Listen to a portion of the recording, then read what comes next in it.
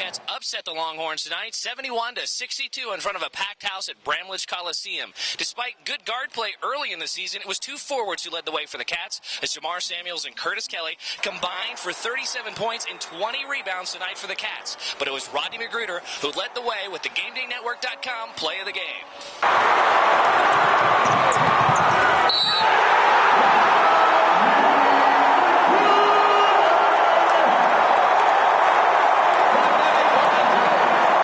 Bramlage certainly lived up to its nickname of the Octagon of Doom tonight as the Cats upset the Longhorns, and Longhorns coach Rick Barnes had this to say afterwards. I think it's great for the league. I think we've got the best league in the country. And I've said all year long now that Kansas State is a top 10 team. I've said that all year. I saw them play early, and I love the way they play. They play hard. They're going to come after you. They're not going to make it easy on you. But, again, the crowd was great. Every time we come up this way, to be honest with you, I'm very impressed with the people here.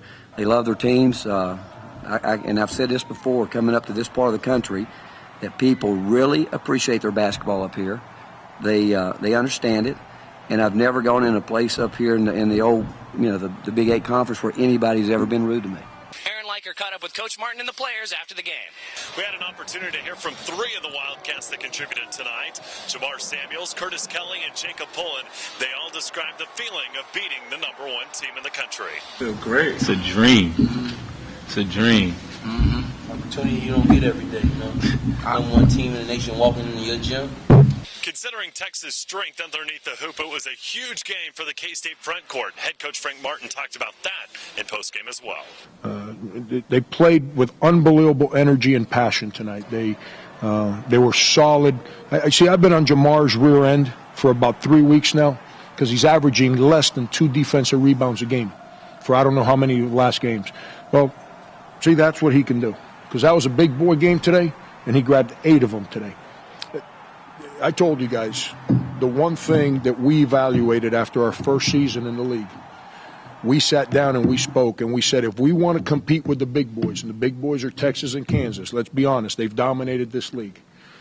If we want to compete with them, we better have depth on the front line because they have a plethora of big, strong guys. That's what we've tried to address in recruiting. And then those kids went out. Luis Colon played his heart out today. He gave us 18 minutes of great basketball. Wally went in there, didn't have numbers, but he competed at a high level in the minutes that he was in there. And then Kurt and Jamar just they're both good players, and they played their hearts out. Corey mentioned Jamar Samuels' big game that he had here, but it was for a special person. Jamar Samuels addressed that, dedicating the game to his mom. I told myself I was going to dedicate this game for her.